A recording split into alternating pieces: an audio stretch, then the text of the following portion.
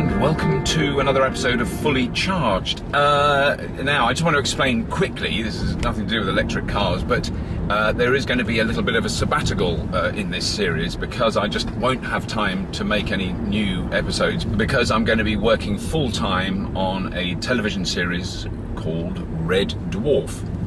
And so it's just going to be impossible for me to do anything. There are a lot of things that I still want to do. A lot of areas I still want to cover. The one that I get asked a lot about is about electric bikes, and one of the reasons I haven't done anything about electric bikes is because of the difficulty of filming an electric bike when I do it on my own. Now, at the moment,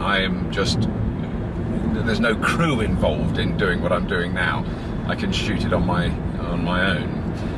Which is a very important aspect of the ultra low budget new media world that I'm doing this in. So therefore, to film a motorbike, you kind of need a car that goes along with you, that films you as you're doing it, and that you disguise it like that. But there's a lot of electric bikes of all sorts, and I've got brilliant contacts, and I'm going to be doing reviews of electric bikes next year, without question. There's a lot of other electric cars coming out next year that are very exciting that I will also try and do something about. And also, when I get the chance, I will be doing a lot more specifically about renewable energy sources, because the debate is hot and very topical at the moment with the recent announcement of the government cuts in the feed-in tariff for solar panels, for example, has caused quite a lot of consternation and distress. I'm just going past some horses, which you may be able to see out of the very dirty back window, which is covered in graffiti, thanks to my children. I don't think there's anything too obscene on there. The government feed-in tariffs, very complicated argument. I've written a blog post about it, which gives sort of my opinion.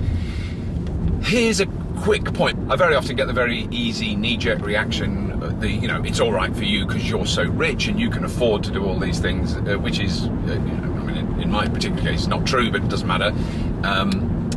But here's a thought to go on that. Just say someone who's very rich, a proper rich person, a millionaire, instead of them buying their third Bugatti Veyron or their second Rolls Royce or their fifth Range Rover, they bought a very expensive electric car and they installed in one of their massive houses a huge solar array at enormous cost with no feed-in tariff and no possible chance of return. And they ran their vehicles on electricity that didn't come from the national grid or from burning anything. And we all said, oh, it's all right for him, he's got the money to do it. Would we still say, oh, it's all right for him, he's got enough money to do it, when he drives his third Ferrari in the most selfish and stupid way and burns loads of fossil fuel that is irreplaceable, that does leave a horrible smell along the road as he goes along? Why don't we say, oh, it's all right for him, he's got the money?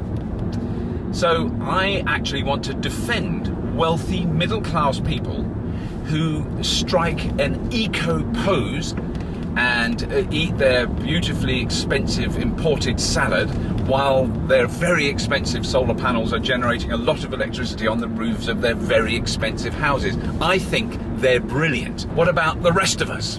Well, I think the rest of us need to sort out our priorities. And one of the priorities I think is very important is that we continue to pressure and push and argue and fight for renewable energy. Because no matter what else happens, the two things are very certain. The energy production that requires burning stuff, coal, oil, natural gas, nuclear fuel, is going to get more expensive. Of course it's going to get more expensive because it's burning stuff that is running out. Generating electricity by not burning stuff, tidal, wind, solar, geothermal, is going to get cheaper because it doesn't require any fuel. The technologies will develop. Already, the cost of installing solar panels on your roof has dropped by about 30% in the last 2 years because the panels are made in more numbers and they're cheaper and they're more efficient and they produce more electricity.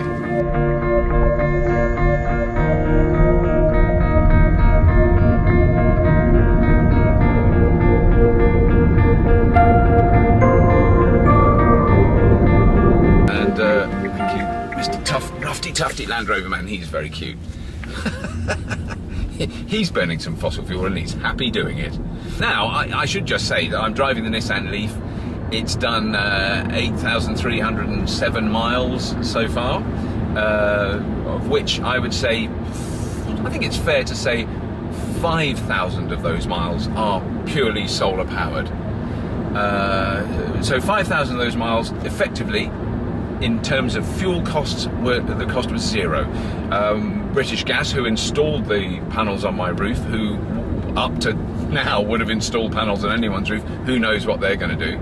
I would imagine it's going to get a lot harder. Have worked out the cost, because there are 2 meters, as I've often talked about on this show, 2 meters on my wall of my garage, one which shows how many kilowatt hours came from the solar panels, and one which shows how many kilowatt hours the car has used. And they worked out, thankfully not me, they worked out that the solar panels produced not all the power this car uses, but a very large percentage of it. And they worked out for the last 4,500 miles, it has cost me £5 per 1,000 miles to drive this car.